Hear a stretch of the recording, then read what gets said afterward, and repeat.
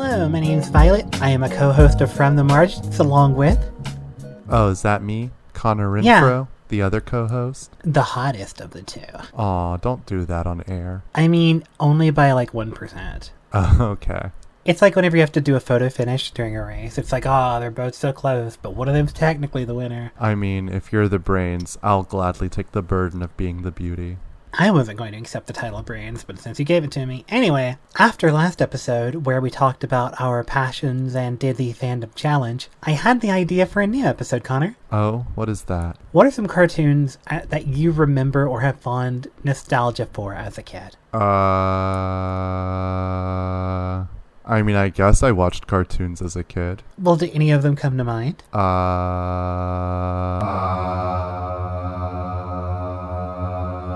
I mean, I watched Codename Kids Next Door, Courage the Ew. Cowardly Dog, Dave the Barbarian, Kim Possible,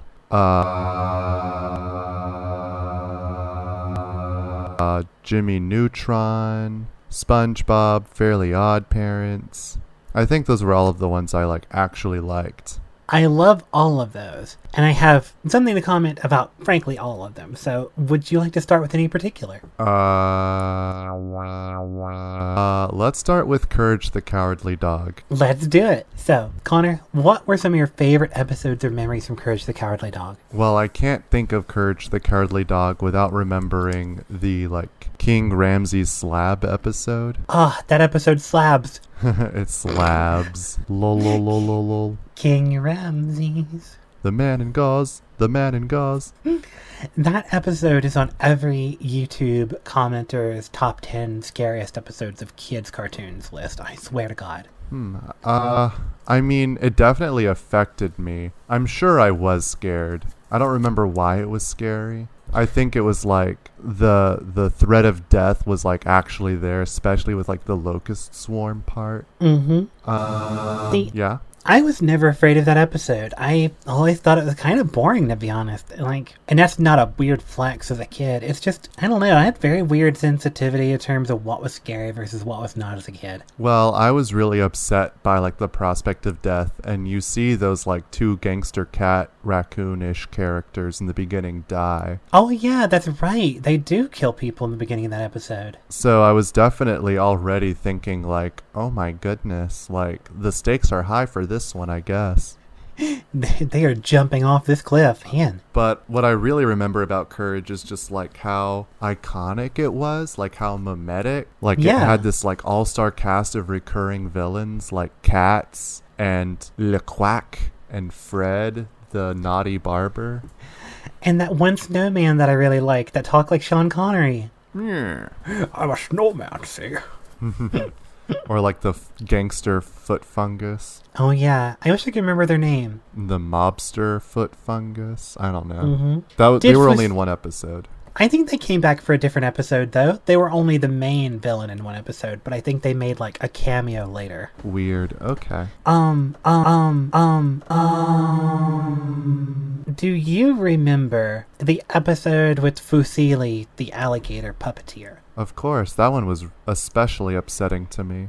Absolutely, same for me too. Yeah. The episode was Fusili. I just remember the fact that at the very end of the episode, he turned Muriel and Eustace into puppets and then never turned them back. Right. I think Courage got rid of him without ever reversing the spell or whatever it was. Yep. And something about that, I think if you've listened to our episode about fears, I think it kind of played into that fear of mine about lack of agency and lack of humanity, to the idea of your entire personage being taken away and being turned into an inanimate object was horrifying to me as a kid. Right, that is really upsetting.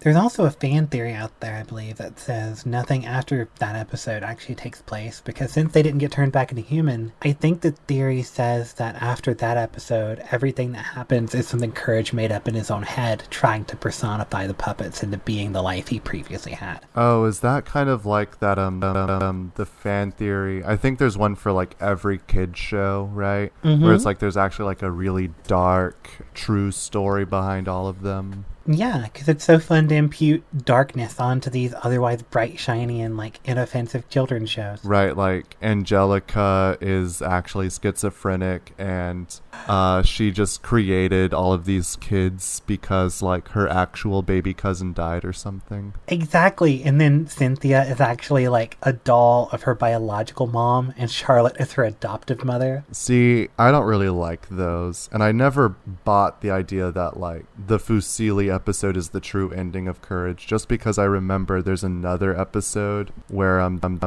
they go to like this island, and at one point Eustace is turned into a washing machine or something. You're right, I do remember that episode. And like that episode ends with him not being turned back into a human, so like there's a precedent in the series for like characters turning into inanimate objects and that not being resolved. That episode by itself, I can't remember. It's a reference to some movie, and I can't remember what the movie is. I don't even know who the villain was. Like, I'm tempted to say Cats. Like, I am inclined to say Cats, too. But I'm also remembering that one guy with a giant orange handlebar mustache that would always come in and out. Right. I feel like he was part of it somehow. I think he's part of the Carmen episode, which also features, like, them being on a river. Carmen.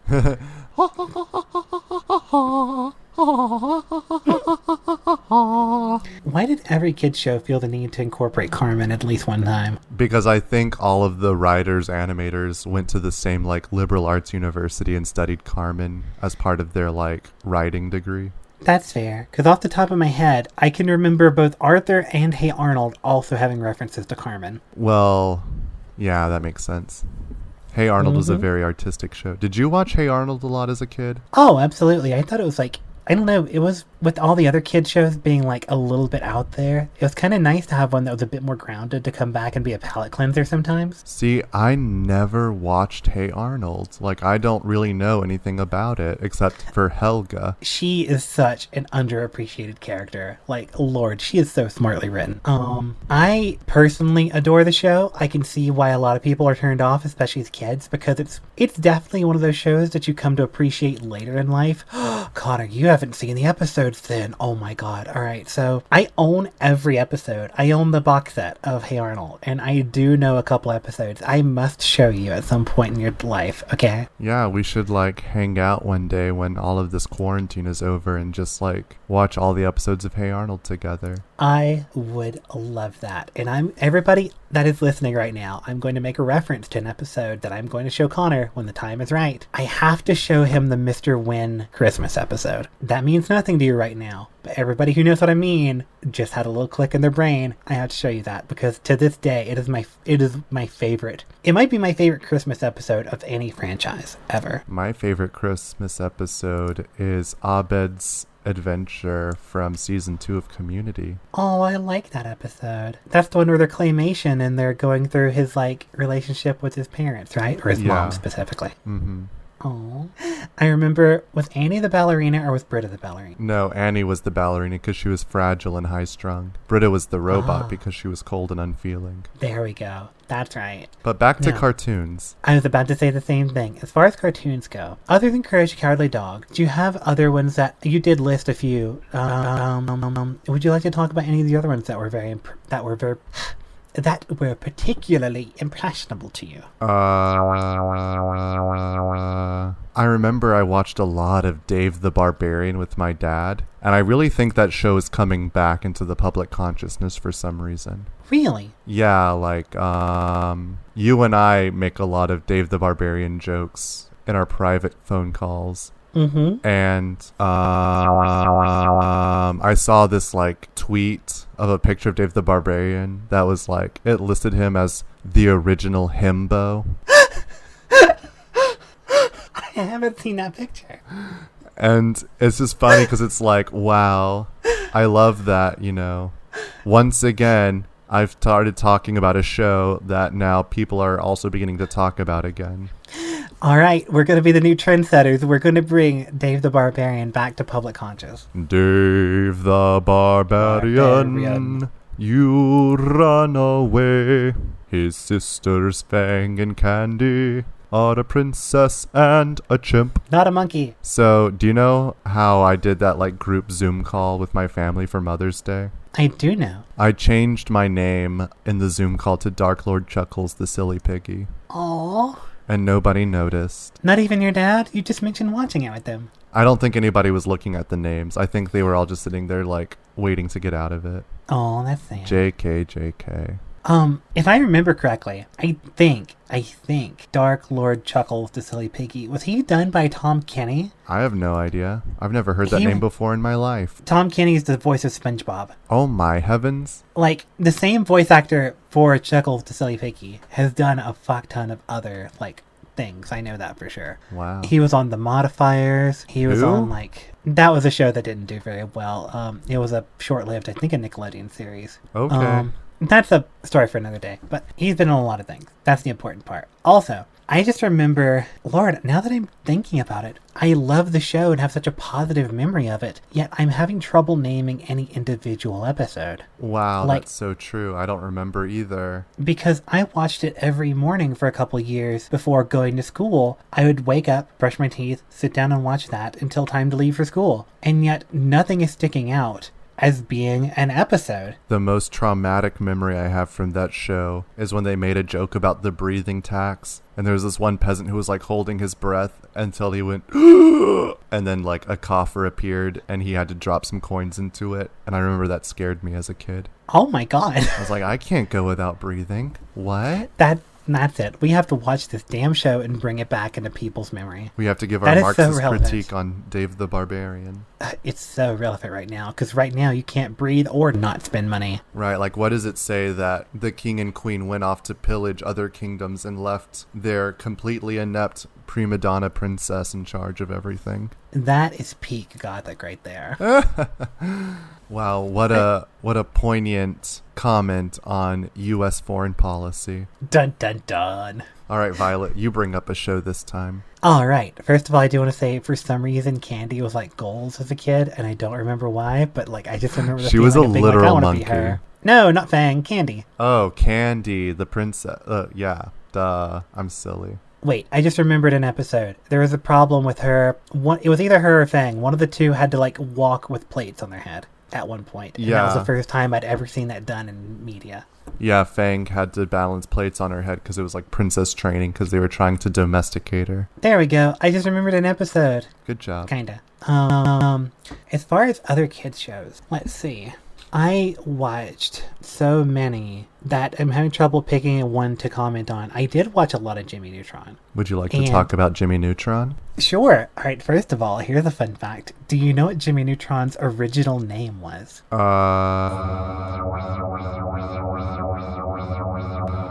It wasn't Jimmy Neutron? No, when they first pitched the show, he had a much different name. What? It was Johnny Quasar. Huh. Makes me think of Johnny Quest. Kind of. Or is that... Kind of. Yeah. Johnny Test? Johnny Quest? Those are two different things. So both of them exist, and one was a parody of the other. Kind of. Okay. Because Johnny Quest was like an old Hanna... I think it was a Hanna-Barbera, right. And it was like him, his dad, and some other senior gentleman on a boat. Yeah, and then, which always weirded me out as a kid. Yeah, and then there was like... No, there was like the little Indian kid and their like pet monkey. Mm-hmm. Not to be racist, sorry. Right. There was like some like POC character. And then Johnny Test is a Cartoon Network show that kind of is... I don't know if it's still going on, but I know it's not exactly right. It was like originally Canadian, but then it came to Cartoon Network. It was syndicated. Mm-hmm. And he had like the twin sisters, and they were like rocket scientists or something. It was weird. I think they're just general... I think they're very Dexter-esque scientists who can do just about anything. Right. But yeah, for Jimmy Neutron, I remember watching that show and just thinking, God, I wish I was smart. Because so many of their adventures were contingent upon Jimmy creating some new invention or some mind-altering part of reality. Unlike Dave the Barbarian, I remember tons of episodes from Jimmy Neutron. What are some favorites? Ones that come to mind are, I remember, alright, this is a bad example, but it stands out because the premise was so unique, but the fact that I can't remember enough of the episode to articulate it is a problem. There was like a fast food restaurant in town that I think they fully automated to the point that the restaurant itself started destroying other restaurants, actually. I do not recall that one at all. I do, and I remember liking it, but I need to go back and look to make sure that that's something that I'm remembering correctly. Other than that, there is one episode where they accidentally created a new, like, they created some sort of, like, freezing event, like, where it snowed all the time. Oh, yeah, because they, like, wanted to get rid of the hot sun, so they, like, sprayed SPF 5 billion into the atmosphere. Exactly, they created an entire new ozone layer. And then Bong Joon-ho completely stole that idea for Snowpiercer. Really? Like, that's literally the catalyst for Snowpiercer, is they just released some, like, anti-global warming thing into the atmosphere, but it was too powerful, and it plunged the entire Earth into an eternal nuclear winter. You heard it here, Nickelodeon attorneys, get on it. Now, I do remember the ultimate conclusion to that episode is they needed everybody to sweat. Yeah, because it wasn't a sweat-proof solution. Nope. So they just shot concentrated sweat up into the air and it eventually dissipated. Yeah, and everybody was like, yay! But then they got a whiff and they were like, ew. I also remember the episode where they go inside Carl. Yeah, that sounds familiar. I think they go inside Carl. They go inside somebody. And I remember they like fight mitochondria. And because the mitochondria all look like these little mechanical bugs. And at one point he picks one up and it starts screaming. And that scream scared me as a kid. Because I can still hear it in my head because it was such a weird, I'd never heard a scream like that. And I'm like, oh, Lord, that's creepy. I don't remember what episode it was attached to, but I remember he created these, like, chewing sticks that were, like, imitated classic literature for help with a book report. You're right. And Cindy was, like, eating the Gone with the Wind. And she was like, oh, John, I don't know nothing about birthing no babies. I remember that one too. There's also the episode where, oh my god, they had the one with the haunted pizza. What? Yeah, there was a haunted pizza in an episode. And they also brought a lima bean to life. It was a lima bean. And it had teeth and fangs and people, like, I've seen memes of it. But it was like a scary episode and I don't remember why, but they had like a sleepover and they were telling scary stories and I think he made them come to life or something. All I know is there was a pizza that was flying around the house trying to hurt them. And at one point, they split up to distract it, and it's like, it looks around, and it whirls around and splits into 3 evenly cut slices of pizza, and then chases after them. It's almost pizza. Oh my god, I just remember that commercial. Thank you for that. So, we can't forget the most iconic episode of all time, where they go to Egypt, and they have the Egyptian beach party. Yes, that's where Libby changes her hair. Exactly, because she's actually, like, the descendant of this one pharaohess. Like, don't get me wrong, her hair looked good before, but it looked fire afterwards. Well, I mean, her hair definitely was better later, but what really was better was, like, her outfit. Because that, like, green dress she had in the original was terrible. Oh, yeah, but then she switched to, like, the purple with the jeans. Iconic. She deserved so much better than Sheen. She did. Sorry, Sheen. No offense. Yeah, no offense, Sheen. But, like, what could you possibly offer Libby? I just found the episode I was looking for. Oh, yeah? It's called Sleepless in Retroville. Sleepless in Seattle. Exactly. Carl and Sheen come over to Jimmy's house for a sleepover. Carl brings a llama movie. Sheen brings Ultra Lord marshmallow balls. I don't know what that means. Jimmy unveils his Ultra-Lord. Ultra-Lord. Jimmy creates the Slumbertron 9000. It makes delicious pizza, deploys pillows, and tells scary stories. He, when Sheen wants to use all functions at the same time,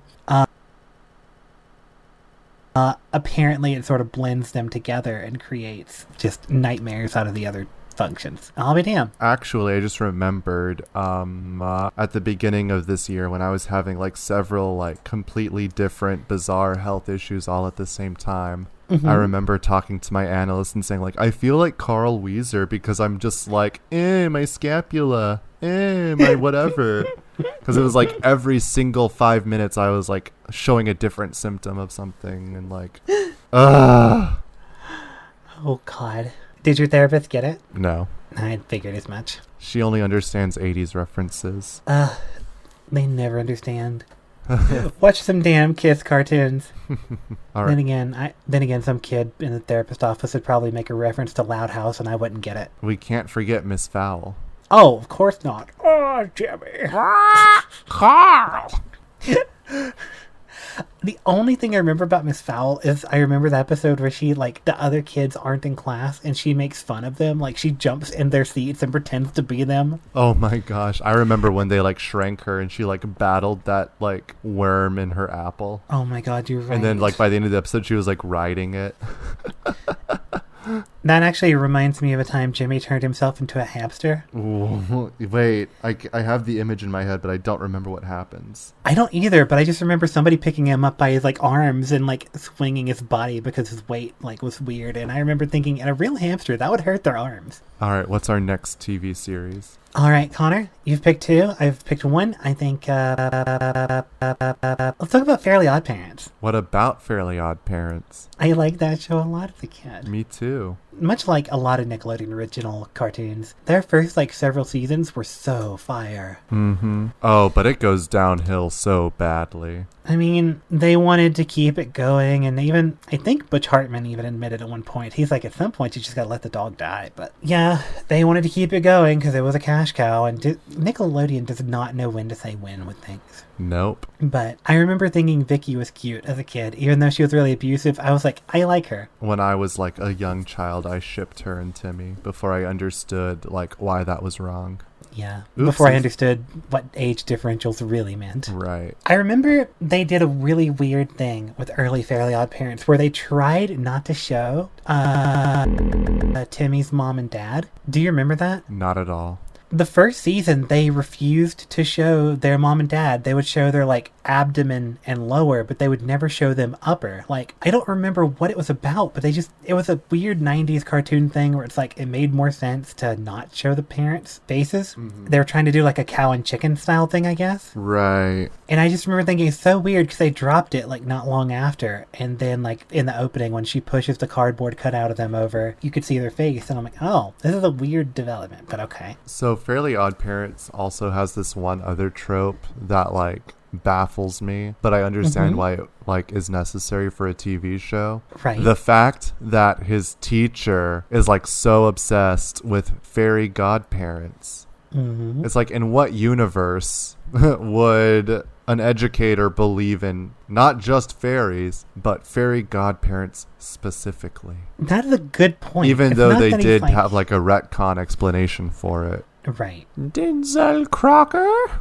Every time I think about Mr. Crocker, I just remember the one episode where they talk about him going into the interwebs and they pull up a picture of him in a dress and his dad's like, you're not supposed to be looking at those kind of websites. Oh my heavens. Do you know what I'm talking about? Yes, I do. The Cyber Chase episode. Exactly. Oh my goodness. Wait, was Cyber Chase Scooby-Doo? Aren't they all called Cyber Chase? No. I'm thinking of the, like, PBS show Cyber Chase. Oh, I loved that show too. I just hated Gilbert Gottfried voiced the bird. Oh, Cyber Chase. Before we go full on Cyber Chase, I do have one thing I do want to mention about Fairly Odd Parents. Oh, we can stay on Fairly Odd Parents. No, either way. Let's just stick to Fairly Odd Parents. I had an episode that sticks out particularly to me because it did the same thing for me back then that Little Mermaid did. And by that, I mean, all right, the episode where Timmy wished he could be a girl. Oh, because you also like comic books. What? Just kidding. Anyway. Just kidding. I remember watching that episode and just, like, I remember at one point I told my parents, I was like, I'm done watching cartoons today. And they're like, what? When have you ever said that? And I was like, I don't know. And I went to my room and I cried and I didn't know why I was crying. I just remember being really emotionally impacted by that episode, and I just had this profound sense of sadness and empathy. I wonder why that was. I don't know. Probably because, like, I also had fairy godparents until I was, like, 13, but then I told people, and then I had to get them taken away. How do you remember? They wipe your memory. I mean, unless they planted it and made me think it's a fake memory. Like, they wiped the real memory, but then gave me a fake memory to supplement it, where I only think that I have them, even though I did. But not exactly. Hey, look, a segue. Wait, no. I want to switch it up. Violet, what is a children's cartoon that you watched when you were a children that you hated? Now we're getting into the good stuff. Okay, children's cartoon that I hated. This is going to take a second. Because I really was super into most kids' cartoons. I can go first. Please do. I hated Ed, Edd and Eddy. Really? I thought it looked ugly. It made me feel gross. Like there was so much like saliva. They were always in their underwear. I remember the yellow Ed's like basement bedroom was just so filthy. It just looked gross and it made me feel uncomfortable to watch. That's fair. Oh, and Jimmy's like hair was just an extension of his head color. You're right. That actually was a weird fact. Anyway, I hated Ed, Edd and Eddy, but everybody around me loved it. I'm having trouble remembering the name of the creator of Ed, Edd and Eddy, but I want to say his last name was like, it's not Bonaducci, but it's like... What? It's like Antonucci. It's something really... I'm going to say his last name's Antonucci. And I'm also going to look it up while I say it because I'm feeling like weirdly testing myself. Creator of Ed. Danny Antonucci. Oh my god, I got it right.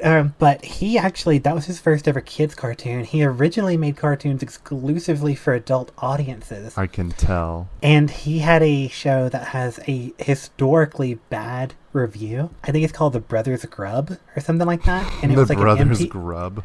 I know. It was done in the exact same art style, except one, it was disgusting. Two, it came on MTV in Canada. And it has like some of the worst ratings I've ever seen for a show. And I've never tried watching it, but just the still shots I've seen are horrifying. Conversely, I loved Ed, Edd and Eddy. I don't know why. I dug it. Mm-hmm. Oh, I can think of a kids cartoon I didn't like, but it's a little bit later in like our idea of being kids. What show is it? I hated Tough Puppy, the other Dan Hartman. Butch Hartman. Probably was Dan not Harmon, Danny Butch Phantom. Hartman. Sorry. It's because you mentioned Community earlier. Yeah, the other Butch Hartman thing that's not Fairly Odd Parents or Danny Phantom. Tough Puppy was like a Nickelodeon show that lasted a little while toward the end of our childhoods. Ooh, this puppy. He's a Chad. He would probably also be classified as a himbo by modern definition. He is a himbo. And who is this like fox next to him? Is she a chihuahua? Is she a cat? Is it the cat? Oh, is she a cat? She has like the 50s housewife hair bop. Yeah, I believe she's a cat. Oh, I don't believe in interspecies love. Oh, there you go. I did watch like a couple episodes, just enough to give it a fair chance, and I just was not impressed. It was nothing new or worth commenting on. And you hated it? But I didn't like it personally. But in the years since, I remember I've heard a lot of people on Twitter talk about like, oh, it's what made me realize I'm a furry, and I'm like, oh no. Oh no. Yeah. Oh no. Did you know that Danny Fenton is trans? I did not. I don't know if that's a theory or a confirmed thing. No, it's a Either theory. way. I don't remember the really long Tumblr post I read about it, but it convinced me. It's like he has to keep his identity a secret. He lives half in one world, half in the other. Oh. Some stuff like that. Gotcha. Good point. People, they love that. They love to like. Anyway. It's so fun to come up with theories, though. I guess so. And also, trust me, like, I'd love to see a cartoon about a trans man in popular culture. Otis from the Barnyard.